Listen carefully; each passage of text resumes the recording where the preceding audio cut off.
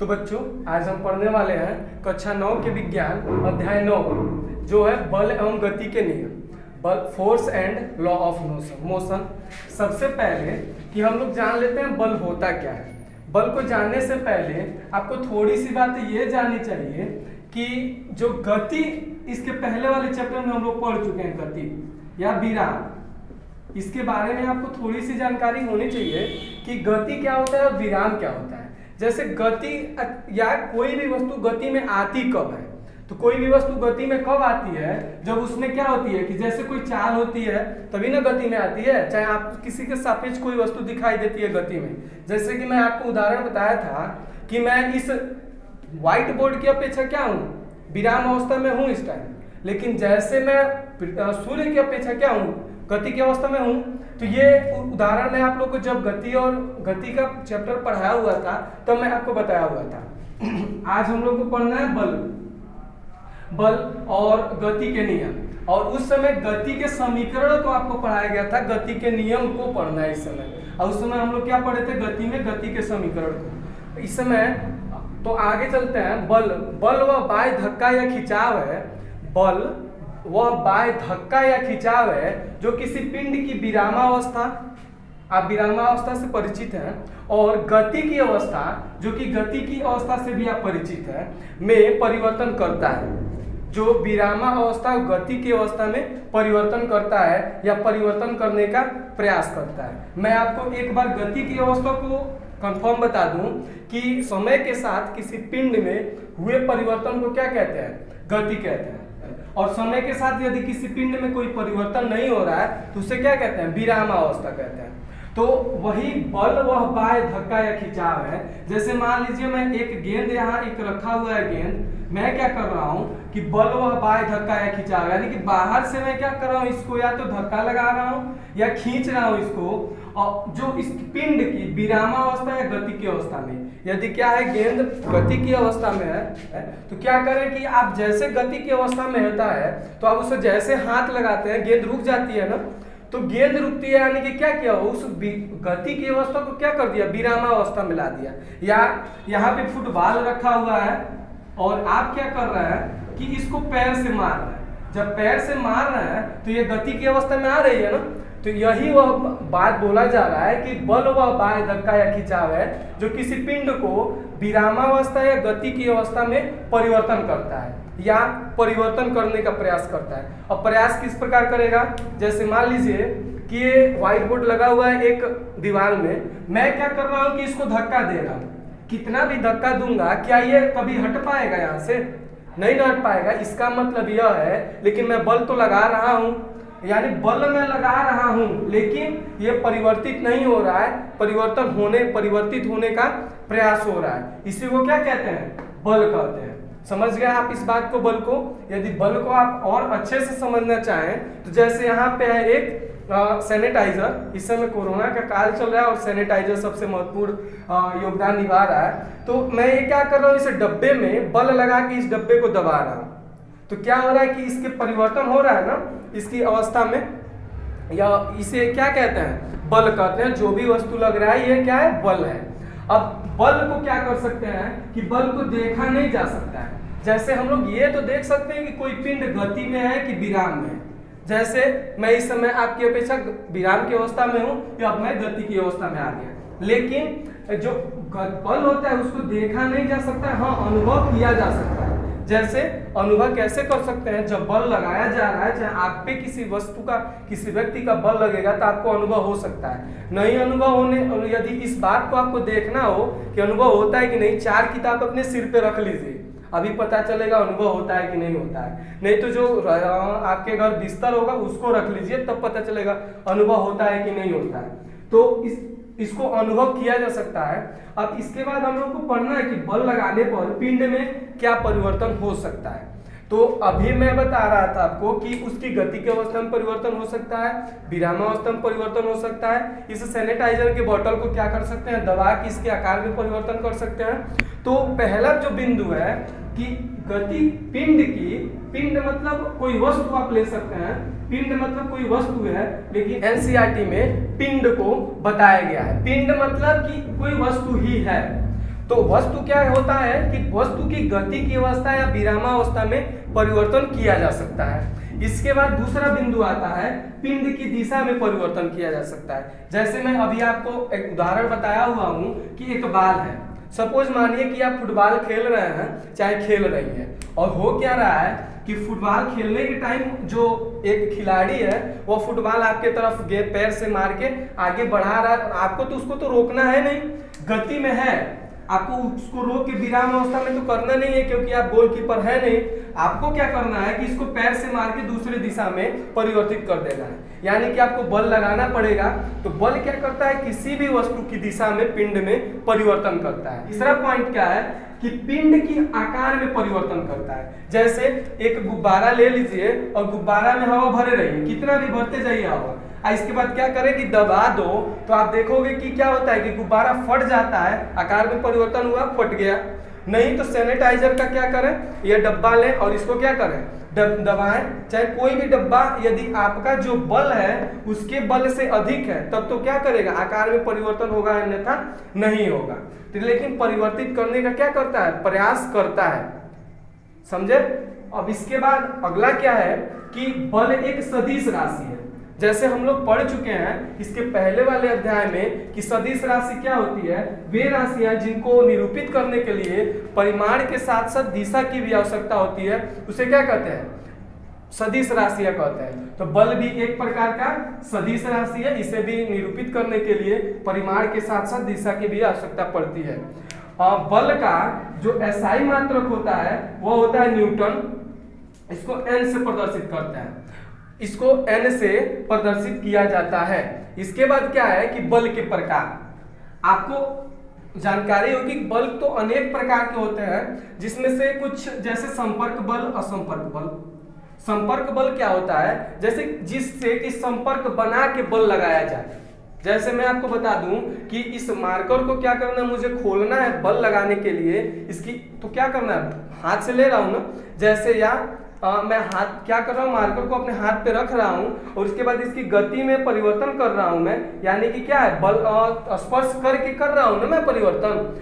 और वही क्या हो जाए कि असंपर्क परिवर्तन क्या होता है, असंपर्क परिवर्तन होता है जिसमें कि बिना संपर्क का क्या किया जाए, बल लगाया जाए उसमें। जैसे आप दो चुंबक ले लें और उनको क्या करें कि आकर्षित करें या प्रतिकर्षित करें, तो क्या होगा कि वह असंपर्क बल होगा।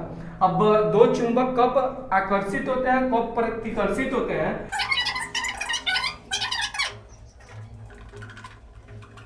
जब नॉर्थ और साउथ या साउथ और नॉर्थ होंगे तब क्या होगा, आकर्षित होगा। और जब क्या हो जाएंगे, नॉर्थ नॉर्थ या साउथ साउथ एक तरफ हो जाएंगे तो क्या हो जाएगा, प्रतिकर्षित हो जाएगा। इसका मतलब क्या है कि यदि दोनों पोल समान हैं, एक पोल है तब नहीं होगा, प्रतिकर्षण होगा, और अलग अलग है तो आकर्षण होगा, तो असंपर्क बल हो गया। हमें इस अध्याय में पढ़ना क्या है, आपके सिलेबस में दिया क्या हुआ है, संतुलित बल और असंतुलित बल।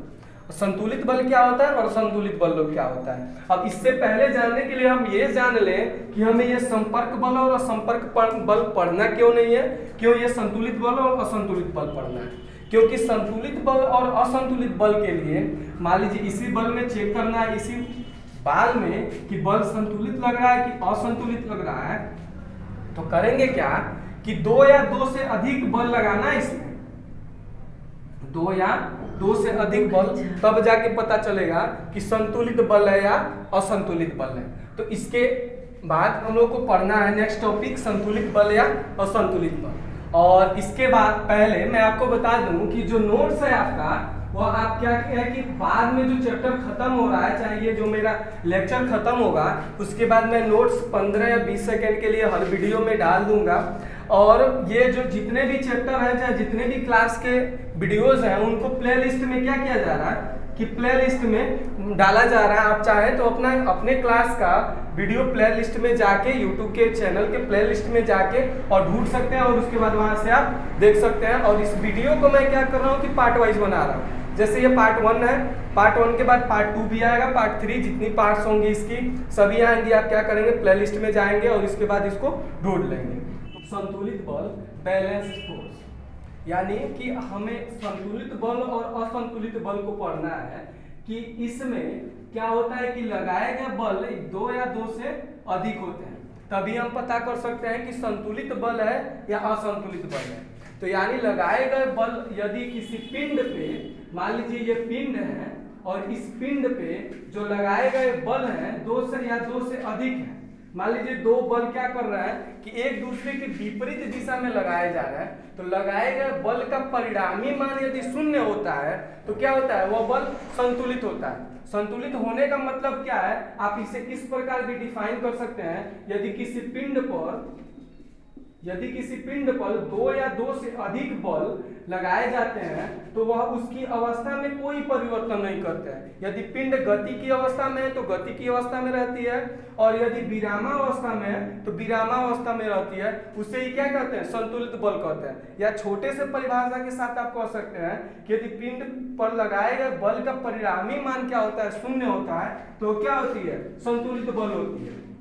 जिस प्रकार आप यहाँ देख सकते हैं, मान लीजिए यहाँ भी 2 न्यूटन का बल लगता है और यहाँ भी 2 न्यूटन का बल लगता है, तो इस पिंड में कोई परिवर्तन नहीं होता है। इसी बल को क्या कहते हैं, संतुलित बल कहते हैं। एक संतुलित बल का आप उदाहरण ये भी ले सकते हैं कि मान लीजिए कोई पिंड है, यहाँ पे पिंडों को क्या किया गया है कि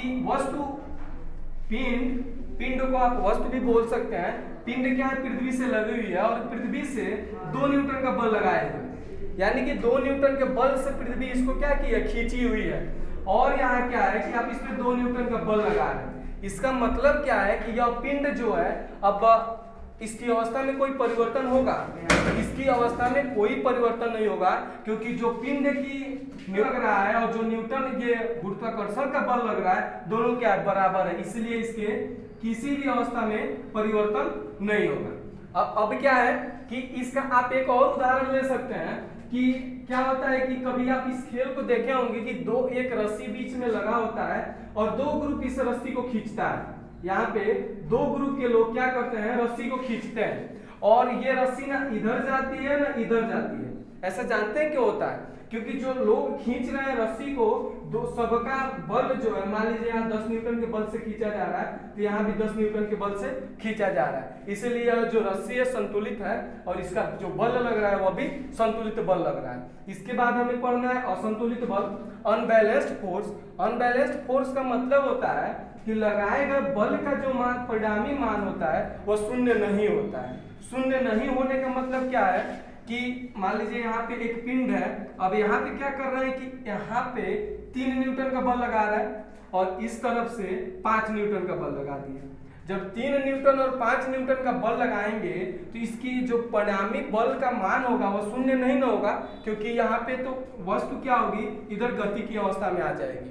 तो इसे किस प्रकार परिभाषित कर सकते हैं, जब किसी पिंड पर 2 या 2 से अधिक बल लगाए जाते हैं तो उसके स्थिति में कोई परिवर्तन आ जाती है। स्थिति का मतलब हुआ कि गति में है तो गति में परिवर्तन होगा, यदि विरामावस्था में है तो विरामावस्था में परिवर्तन होगा, उसे क्या कहते हैं, असंतुलित बल कहते हैं। असंतुलित बल का एक और आप उदाहरण देख सकते हैं कि मान लीजिए यहाँ पे कोई बॉल है और बॉल क्या है कि यहाँ पे पृथ्वी से 7 न्यूटन के बल से खींची हुई है और आप क्या कर रहे हैं, आप पैर मार रहे हैं, पैर आपका 15 न्यूटन के बल से लगा रहा है, इसको मार रहा है इस बॉल को। बॉल क्या होगा कि उड़ेगा ना, यानी कि बॉल आगे बढ़ेगी, गति की अवस्था में आएगी, तो इसी को क्या कहते हैं, असंतुलित बल कहते हैं। जो बल हम लोग लगाए इस पे, इसी को क्या कहते हैं, असंतुलित बल कहते हैं। लेकिन संतुलित बल और असंतुलित बल में आपको एक बात का विशेष ध्यान होना चाहिए कि 2 या 2 से अधिक बल होने चाहिए। इसमें एक बल कभी नहीं होगा। यहाँ भी देखिए, एक बल दूसरा बल, यहाँ भी एक बल दूसरा बल, यहाँ भी एक बल दूसरा बल जरूर होना चाहिए। चलते हैं अगले टॉपिक में। अगला टॉपिक है गति का नियम। इसके पहले वाले अध्याय में हम लोग पढ़े हैं गति के समीकरण को, और इस बार पढ़ना है गति के नियम को। गति के नियम क्या क्या है, चलिए पढ़ते हैं अगले टॉपिक। बच्चों अब अगला टॉपिक पढ़ना है हमें गति के नियम। गति के नियम, law of motion. Law of motion को जानने से पहले थोड़े इसके इतिहास के बारे में जान लेते हैं कि इसकी उत्पत्ति किस रूप में हुई है। सबसे पहले गैलीलियो नाम की एक वैज्ञानिक ने क्या किया कि आनत तल पे किसी भी पिंड को, अनेक पिंडों को उनके अनेक स्थितियों के बारे में अध्ययन करके तब एक नियम प्रस्तुत किया। आनत तल क्या होता है? एक तिरछा तल होता है जिसमें दो तल लिए, तिरछा तल, और इस पे कभी पिंड को यहाँ रखते थे, कभी यहाँ रखते थे, यहाँ से नीचे लेके आए या यहाँ से ऊपर लेके आए, फिर क्या किया बीच में रखे, फिर यहाँ से इधर लेके गए, फिर इधर लेके आए। मतलब कि आनत तल पे अनेक अनेक प्रयोग किए इसमें। उसके बाद क्या हुआ कि उन्होंने कुछ निष्कर्ष निकाले। निष्कर्ष क्या निकाले कि बाह्य बल लगाने पर किसी वस्तु के या किसी पिंड की स्थिति में परिवर्तन होता है। मतलब कि जब बाह्य बल लगाया जाता है तभी क्या होता है, इसके स्थिति में या इसके स्थिति में परिवर्तन होता है, नहीं तो वह अपने परिवर्तन, बिना परिवर्तन के क्या होती है कि आती रहती है। इसके बाद क्या हुआ कि इसके बाद आए अपने न्यूटन। न्यूटन क्या किए कि न्यूटन ने इसी के आधार पर दो और नियम दिए। तो क्या हो गए, दो नियम, गति के 3 नियम हो गए। और इसको क्या किया कि 1686 ईस्वी में प्रिंसिपिया नाम की एक उनकी पुस्तक थी, उसी में क्या किया था, इसको प्रकाशित किया था। और 1686 में इसको प्रकाशित किया। उसके बाद इसको तब न्यूटन के, तब इस नियम को, तीनों नियम को जोड़ के न्यूटन के गति के तीनों नियम कहे जाने लगे। पहले नियम को कहा जाता है न्यूटन के गति का प्रथम नियम, दूसरे को कहा जाता है न्यूटन के गति का द्वितीय नियम, और तीसरे को कहा जाता है न्यूटन के गति का तृतीय नियम। अब हम लोग क्या करते हैं कि गति के, अब इसको कि गति के नियम भी कहा जा सकता है। न्यूटन के गति का नियम नहीं कहते, यदि कहते हैं तो गति के प्रथम नियम, गति के द्वितीय नियम और गति के तृतीय नियम भी कहे जा सकते हैं। तो अब हम लोग पढ़ेंगे गति के प्रथम नियम को। गति का प्रथम नियम क्या है कि हम लोग पढ़े हैं कि यदि कोई वस्तु गति की अवस्था में है या विरामावस्था में है तो उसके में बल लगा के क्या किया जा सकता है, परिवर्तन किया जा सकता है। गति का प्रथम नियम भी इसी से रिलेटेड है कि पिंड की अवस्था में परिवर्तन तब तक नहीं हो सकता जब तक कि बाह्य बल लगाया ना जाए। मतलब कि यदि कोई पिंड है और गति की अवस्था में है, वह चाहे गति की अवस्था में है चाहे विरामावस्था में है, उसके अवस्था में तब तक परिवर्तन नहीं होता जब तक कि उस पर कोई बाह्य बल नहीं लगा दिया जाता है। अब बाह्य बल लगाया जाएगा तभी उसकी स्थिति में क्या होता है, परिवर्तन होता है। उसी को गति का प्रथम नियम कहते हैं। अब परिवर्तन, अब इसके बाद क्या होता है कि जैसे आपको कोई कहे कि आपको यहाँ से जाना है दिल्ली, चाहे क्या करे, आपसे कोई कहे कि आपको यहाँ से जाना है इंग्लैंड, आप पूछेंगे ना क्यों जाना है हमें। उसी तरह जब भी कोई बल लगाता है किसी पिंड पे तो वह पूछती है, चाहे उसका विरोध करती है। तो पिंड अपनी अवस्था में परिवर्तन का क्या करती है, विरोध करता है। इसी को क्या कहते हैं, जड़त्व कहते हैं। और इस पिंड के इस गुण को जड़त्व का गुण कहते हैं, जो कि हम लोग को जड़त्व के बारे में बढ़िया से जान लेना चाहिए। जैसे यहाँ एक पिंड है, और पिंड में क्या करते हैं कि मान लीजिए पिंड गति की अवस्था में, अब आप यहाँ पे बल लगाएंगे तो इस बल का पहले पिंड विरोध करेगी, कुछ दूर आगे चलेगी तब जाके रुकेगी। तो इस विरोध करने के गुण को ही क्या कहते हैं, जड़त्व का गुण कहते हैं इस पिंड का। अब इस जड़त्व से संबंधित हमें कुछ प्रश्न दिए गए हैं। प्रश्न को बताने से पहले मैं आपको बता देता हूं कि जो ये जितने भी वीडियो हैं शाम को या तो 5 बजे अपलोड होंगे 5 PM पे, या सुबह के 6 बजे AM पे अपलोड किए जाएंगे। शाम के यदि टेक्निकल प्रॉब्लम कोई नहीं आती है तो फिर शाम को अपलोड कर दिया जाएगा, नहीं तो सुबह में आपको कंफर्म रूम से वीडियो मिल जाएगा। अब ये आप ही का नहीं, हर क्लास का मैं टाइम बता दिया हूँ कि 5 बजे शाम को या सुबह को 6 बजे ही वीडियो अपलोड होगा। आप उस समय क्या कर सकते हैं, वीडियो को देख सकते हैं। और रही बात नोट्स की, तो क्या कर सकते हैं आप कि इस वीडियो को जैसे ये लेक्चर खत्म होता है मैं क्या करूंगा, नोट्स आपके 10 या 15 सेकंड में जितने भी नोट्स होंगे इस वीडियो के उसको उसमें एडिट करके डाल दूंगा। नहीं तो आप क्या कर सकते हैं, हमारे व्हाट्सएप नंबर पे मैसेज लिख के कांटेक्ट कर सकते हैं, जिससे आपको क्या किया जा सकता है, नोट दिया जा सकता है। अपना नाम, एड्रेस और बस किस चैप्टर का PDF चाहिए, किस पार्ट का, लिख के भेज दीजिए, आपको PDF उपलब्ध करा दिया जाएगा। इसके बाद कुछ क्वेश्चन आते हैं, जैसे प्रगति की कैरम की गोटी से ढेरी की सबसे छोटी वाली गोटी बाहर निकल जाती है, ऐसा क्यों होता है। आप कैरम बोर्ड खेले होंगे, कैरम की गोटी में क्या होती है यदि आप उसकी गोटी बड़ी वाली गोटी से मारे तीव्र गति से, तो नीचे वाली गोटी जिस गोटी पे नीचे वाली गोटी पे लगता है वह गोटी बहुत जल्दी बाहर निकल जाती है और वैसे की गोटियां वैसे पड़ी रहती हैं। ऐसा इसलिए होता है क्योंकि ये गोटियां लाइन से लगी हुई हैं और क्या करता है कि नीचे वाली गोटी जैसे लगी, यह सभी विरामावस्था में अपनी अवस्था को बनाए रखना चाहते हैं, यह गति की अवस्था में आती है, बाहर निकल जाती है, अपने विरामावस्था में रह जाती हैं, यानी कि यह क्या करती हैं, इस बल का विरोध करती हैं और यहीं का यहीं रह जाते हैं। यह जड़त्व के कारण ही होता है। अगला क्वेश्चन है, उंगली से ताश के पत्तों को झटका देने पर के सिक्के क्या होते हैं कि गिलास में गिर जाते हैं, ऐसा क्यों होता है? क्या करें कि आप एक पत्ता ले, किसका, ताश का, और ग्लास में पानी भरे हुए में ग्लास को ऊपर से क्या करेंगे, सिक्के को रख दें और इस पत्ते को ज्यादा तेजी से मारे। होगा क्या कि पत्ता बाहर निकल जाएगा और जो सिक्का है, सिक्का ग्लास में अंदर गिर जाएगा। ऐसा क्यों होता है? क्योंकि सिक्का विरामावस्था में रहना चाहता है वहीं पे, और जो ये पत्ता है इसमें गति आ जाती है, इसी कारण यह सिक्का क्या होता है, नीचे चला जाता है विरामावस्था के कारण और यह ताश बाहर निकल जाता है, ताश का पत्ता। अगला क्वेश्चन है, खिड़की के शीशे में गोली लगने पर गोल छिद्र हो जाता है और परंतु पत्थर का छोटा टुकड़ा लगने पर यह चटक जाता है। चटकने का मतलब क्या होता है कि थोड़ा सा फूटा टाइप का हो जाता है। ऐसा क्यों होता है? क्योंकि जो शीशा है, खिड़की का शीशा है, वो अपनी गति की अवस्था को बनाए रखना चाहता है, लेकिन जैसे उसमें गोली को लगता है तो उतने ही दूर को गति प्रदान कर देता है, उतना दूर क्या जाता है, टूट के बाहर निकल जाता है, छिद्र हो जाता है।